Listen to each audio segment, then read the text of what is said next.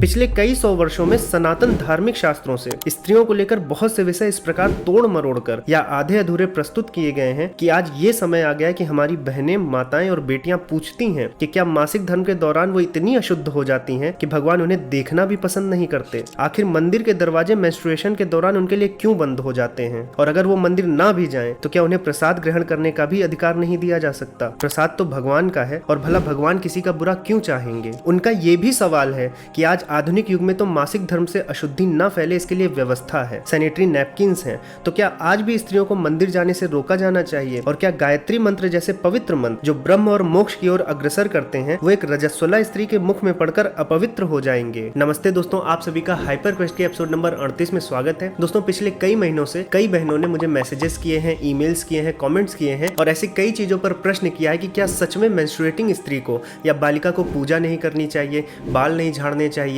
नाखून नहीं काटना चाहिए, यहाँ तक कि नहाना भी नहीं चाहिए। तो आज के एपिसोड में हम इस विषय पर चर्चा करेंगे और मैं पूरा प्रयास करूंगा कि आयुर्वेद और अन्य सनातन धार्मिक शास्त्रों के माध्यम से इस समस्या का मैं निवारण कर पाऊं। और अगर आपको ये वीडियो पसंद आए तो आप अपनी माताओं और बहनों में इस वीडियो को जरूर साझा करें। अब बिना किसी विलंब के आज के विश्लेषण को शुरू करते हैं।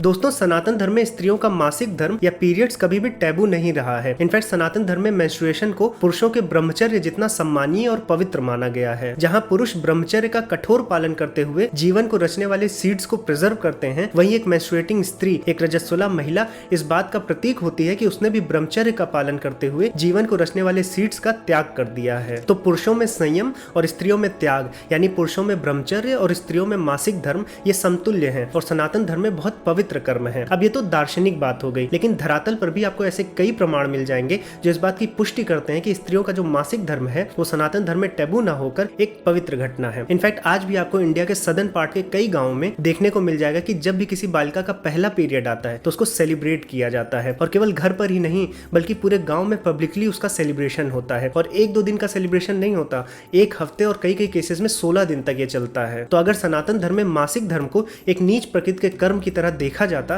तो इस तरह का सेलिब्रेशन किया ही क्यों जाता। अब ये सेलिब्रेशन करते क्यों हैं इसको तो हम आगे समझेंगे इस वीडियो में। उससे पहले एक प्रमाण हम और देख लेते हैं जो मासिक धर्म की पवित्रता की पुष्टि करता है। दोस्तों, अगर आपको गुवाहाटी के कामाख्या देवी मंदिर के विषय में पता है तो आपको पता होगा कि वहां पर ऐसी मान्यता है कि जून के महीने में देवी माँ वहां पर मेंस्ट्रुएट करती हैं और उसको सेलिब्रेट करने के लिए 1000, 2000, 10,000 श्रद्धालु नहीं बल्कि 10 लाख से भी ज्यादा श्रद्धालु पहुंचते हैं। अब जिस धर्म में इस प्रकार से मासिक धर्म को पूजा जाता है, देवी स्वयं रजस्वला हो जाती हैं, वहां पर स्त्रियों के मासिक धर्म को लेकर इस प्रकार की संकीर्ण भावनाएं कैसे पैदा हो सकती हैं? क्योंकि सनातन धर्म में सेक्सुअल एनर्जीज को बहुत पवित्र और प्योर माना जाता है, जबकि अगर आप वेस्ट में देखें या दूसरे धर्म पंथों में देखें तो वहां पर इन एनर्जीज को एक सिन की तरह देखा जाता है। और इसलिए सनातन धर्म के पूर्वजों की फॉरवर्ड थिंकिंग को झुटलाने के लिए, दबाने के लिए और गलत तरह से प्रेजेंट करने के लिए बार बार प्रयास किए गए हैं। जब बाहरी इन्वेजन्स हुए, मुगल्स आए, पोर्चुगीज आए, डच आए, ब्रिटिशर्स आए, तो बालिकाओं के प्रथम मासिक धर्म को जो धूमधाम से मनाया जाता था, इस प्रथा को बंद करना पड़ा, क्योंकि कोई भी माता पिता ये नहीं चाहता था कि उसकी बेटी मैच्योर हो गई है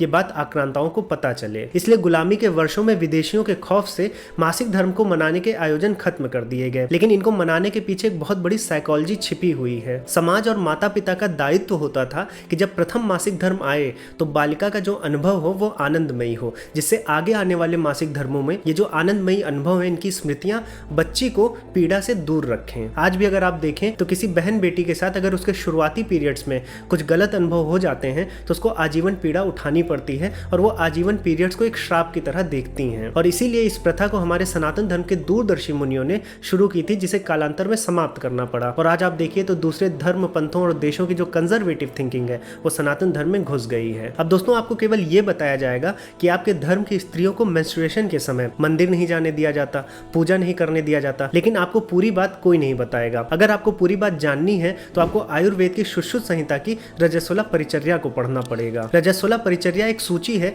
जो ये निर्धारित करती है कि एक मेंस्ट्रुएटिंग स्त्री को, एक रजस्वला स्त्री को क्या क्या काम नहीं करना चाहिए। इस लिस्ट में स्त्री को ज्यादा बोलने, हंसने, शोरगुल में रहने से मना किया जाता है। उसके बाद दिन में सोने, बाल झाड़ने, काजल लगाने या फिर नहाने से भी मना किया जाता है। लेकिन इस लिस्ट में कहीं भी मेंस्ट्रुएटिंग स्त्री को पूजा न करने या फिर मंदिर न जाने की बात नहीं की गई है। लेकिन फिर भी आपको स्नान करने से मना किया जा रहा है, तो बिना स्नान किए हुए सनातन धर्म में मंदिर जाना उचित नहीं माना जाता है। इसलिए ये बात इम्प्लिसिट है कि अगर आप स्नान नहीं करेंगे तो मंदिर कैसे जाएंगे या फिर पूजा कैसे करेंगे। अब दोस्तों ये जो बातें दी गई हैं ये ऐसे ही नहीं दे दी गई हैं, ये आयुर्वेद के नियमों के अनुरूप है और इस पर हम विस्तृत चर्चा करने वाले हैं, जिससे आपको समझ में आएगा कि ये बातें क्यों प्रेस्क्राइब की गई हैं। और अगर आप देखें तो ये सभी हमारे धर्म की ऐसी वैज्ञानिक रीतियां रही हैं जिनकी वजह से जो भारतीय महिलाओं में पीरियड्स को लेकर बीमारियां हैं वो वेस्ट की महिलाओं से काफी कम रही हैं। ये जो स्टडी आपकी स्क्रीन पर आ रही है इसकी लिंक मैं नीचे डिस्क्रिप्शन बॉक्स में डाल दूंगा, वहां पर आपको इस स्टडी के लिए जितने भी रिसर्च पेपर रेफर किए गए हैं वो सब भी मिल जाएंगे। और दोस्तों यही कारण है कि हम जैसे जैसे अपनी भारतीय संस्कृति से दूर जाते जा रहे हैं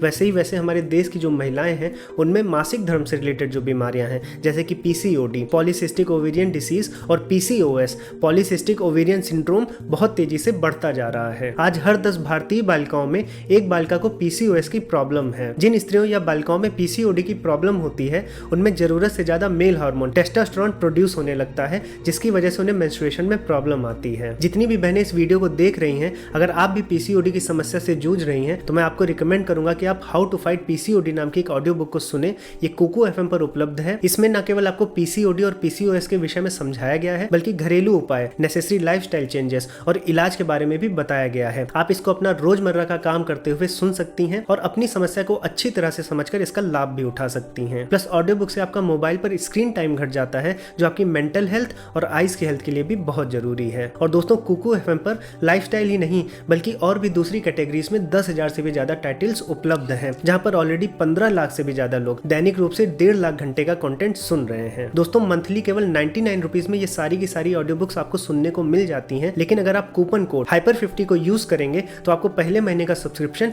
99 रुपीज की जगह 49 रुपीज में मिल जाएगा। तो दोस्तों आज ही कुकू एफएम को डाउनलोड करें, मैंने लिंक नीचे डिस्क्रिप्शन बॉक्स में दे दी है। दोस्तों अब आयुर्वेद के माध्यम से समझते हैं कि मासिक धर्म के समय स्त्रियों को बहुत से काम करने से क्यों रोका जाता है। दोस्तों आयुर्वेद में शरीर के 2 भाग होते हैं, एक स्थूल शरीर और दूसरा सूक्ष्म शरीर। अब जो स्थूल शरीर है वो हमारा ये शरीर है जो हमें माता पिता से मिला है, जिसको हम अनाज फल सब्जी आदि खाकर डेवलप करते हैं। और दूसरा शरीर जो माना गया है वो है सूक्ष्म शरीर। सूक्ष्म शरीर क्या है? ये हमारे स्थूल शरीर को गति और सक्रियता देता है। मतलब आयुर्वेद में ये माना गया है कि सूक्ष्म शरीर वो सटल कारण है जिसके कारण हमारा हृदय स्पंदन करता है, हमारी कोशिकाएं सक्रिय रहती हैं। तो इस प्रकार से शरीर को केवल एक एंटिटी न देखकर 2 तरह से देखा गया है, एक स्थूल शरीर और दूसरा सूक्ष्म शरीर। अब आयुर्वेद में सूक्ष्म शरीर में 3 दोष पाए जाते हैं ऐसा माना जाता है। इन 3 दोषों के नाम है वात, पित्त और कफ। वात क्या करता है कि सूक्ष्म शरीर के अंदर जितनी भी गतियां हैं या मोशंस हैं उनको वात कंट्रोल करता है। जैसे आपके अंदर खून जो है, रक्त है, उसका संचार हो गया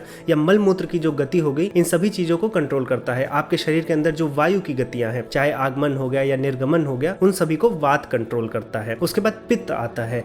पित्त आपके सूक्ष्म शरीर की ऊष्मा को नियंत्रण करता है। जैसे जहां जहां आपको गर्मी चाहिए डाइजेशन के लिए तो उसको पित्त कंट्रोल करता है। ऐसे ही आपने जो अनाज खाया है, फल सब्जियां खाई हैं, उनसे एनर्जी प्रोड्यूस करना। तो इस प्रकार की जो क्रियाएं हैं जहां पर तापमान तत्व को नियंत्रित करना होता है उसको पित्त निर्देशित करता है। और वहीं पर जो कफ है, जो तीसरा दोष है, वो आपके अंदर स्थिरता और पोषण के लिए आवश्यक है। और साथ में ये वात और पित्त इन दोनों को भी बैलेंस करता है। अब वात, पित्त और कफ को दोष क्यों बोला जाता है? क्योंकि अगर इनके बीच का जो बैलेंस है, जो संतुलन है, अगर वो बिगड़ जाए तो आपके शरीर में रोग उत्पन्न होते हैं, इसलिए इनको त्रिदोष बोला जाता है। अब आपको ये चीजें अगर समझ में आ गई हैं तो रजस्वला परिचर्या में जो भी कार्य एक मेंस्ट्रुएटिंग स्त्री को करने से मना किए गए हैं उनके पीछे का विज्ञान भी समझ में आ जाएगा। अब जब एक स्त्री मासिक धर्म पर होती है तो उसके शरीर का वात और पित्त ये दोनों प्राकृतिक रूप से बढ़ जाते हैं। क्यों बढ़ जाते हैं? क्योंकि अब शरीर को एक नई एक्टिविटी को हैंडल करना होता है। इसमें वात क्यों बढ़ता है? क्योंकि वात मैंने बताया मोशन के लिए होता है और जो मेंस्ट्रुअल ब्लड फ्लो है इसके लिए शरीर के अंदर, स्त्री के शरीर के अंदर वात को बढ़ना पड़ता है। और चूंकि इन क्रियाओं में एनर्जी की भी जरूरत होती है इसलिए पित्त भी बढ़ जाता है। इसलिए ऐसे सभी कार्यों को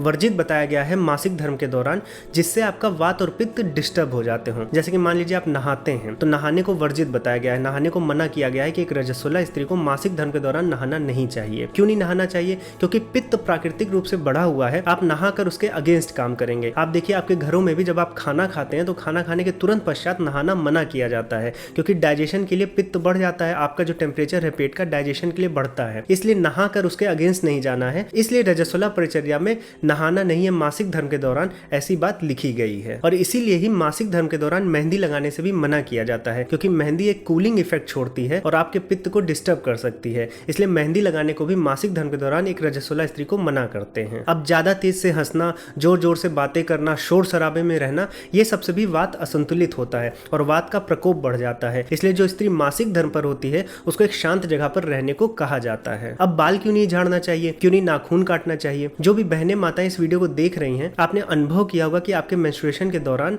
आपके जो बाल होते हैं वो रफ और रूखे हो जाते हैं और झड़ने लगते हैं। इसलिए आपको बाल को झाड़ने से मना किया जाता है। ऐसा होता क्यों है? क्योंकि जो वात है, जो वात दोष है, वो आपके नर्वस सिस्टम और स्केलेटल सिस्टम को भी नियंत्रित करता है। जब वात आप में बढ़ जाता है तो आपकी बोन की जो है नेचुरल डेंसिटी घट जाती है और वो ब्रिटल हो जाती है। इसीलिए आपको नाखून भी काटने से मना किया जाता है। ये वो समय होता है जब ज्यादा एक्टिविटी आपको नहीं करने दी जाती है, क्योंकि आपकी बोन्स ब्रिटल होती हैं और इंजरी का खतरा होता है। इसलिए आपको बाल झाड़ने और नाखून काटने से मना किया जाता है। अब इस लिस्ट में मंदिर ना जाना तो नहीं लिखा है, लेकिन इसके पीछे एक कॉमन सेंस है कि अगर आप नहीं नहाए हैं तो आप किस प्रकार मंदिर जाएंगे या पूजा करेंगे। तो एक कारण तो ये हो सकता है, लेकिन मंदिर न जाने के पीछे एक कारण और है। मंदिरों में भी ऊर्जा का संचार होता है और ये ऊर्जा तंत्र और आगम शास्त्रों में दिए गए चक्र विद्या के अनुसार प्रतिष्ठित की जाती है, जो आपके अंदर के वात और पित्त के संतुलन को बिगाड़ सकती है। अगर आप वैसे भी देखिए तो अगर आप नॉर्मली मंदिर होकर आइए तो आपके अंदर एक स्पंदन महसूस होता है, आपको आपके अंदर एक हायर स्टेट ऑफ कॉन्शियसनेस का अनुभव होता है। इसीलिए ये ऊर्जाएं रजस्वला स्त्री के वात और पित्त को डिस्टर्ब ना कर दें,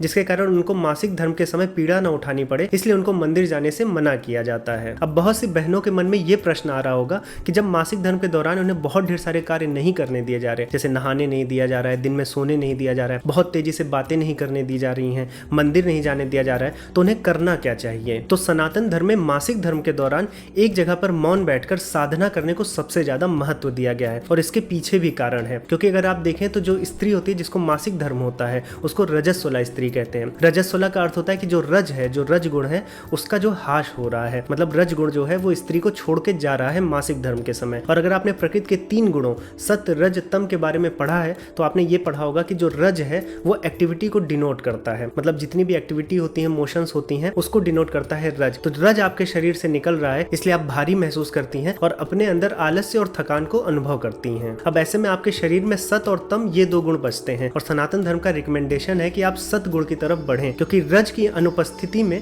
आप बहुत आसानी से सत और तम की तरफ जा सकती हैं। तो सबसे अच्छी साधना जो होती है वो आपके मासिक धर्म के दौरान होती है, क्योंकि उसमें रज आपको लीव कर जाता है, तो आप एक्टिविटी से दूर चली जाती हैं, जो एक साधना के समय में सबसे बड़ा डिस्टर्बेंस होता है। इसलिए आप देखिएगा कि मासिक धर्म के दौरान मौन रहकर साधना करने में आपका मन बहुत आसानी से लग जाएगा। और मेंस्ट्रुएशन स्त्रियों में श्राप न होकर एक वरदान ही है, ये साइंटिफिकली भी प्रूवन है। क्योंकि अगर आप देखें तो जहां पुरुषों को कड़ी मेहनत और साधना करनी पड़ती है शरीर को मेंटेन करने के लिए, वहीं पर मासिक धर्म के दौरान स्त्रियों के जो बॉडी टॉक्सिन्स होते हैं वो आसानी से शरीर से निकल जाते हैं। और यही वजह है कि स्त्रियां जो होती हैं वो पुरुषों से अधिक आयु तक जीती हैं, और स्त्रियों में जो हृदय आदि के रोग हैं वो पुरुषों की अपेक्षा कम होते हैं। तो मासिक धर्म धार्मिक और वैज्ञानिक दोनों दृष्टिकोण से स्त्रियों के लिए वरदान ही है। और इसी में अगर हमारी माताएं और बहनें रजस्वला परिचर्या का भी पालन कर लें तो उन्हें पीड़ा आदि से भी मुक्ति मिलेगी, क्योंकि आयुर्वेद में मासिक धर्म के दौरान होने वाली पीड़ा को नॉर्मल नहीं माना गया है। वहां पर यह बताया गया है कि अगर आपके त्रिदोष जो हैं, वात पित्त और कफ, ये तीनों संतुलित होंगे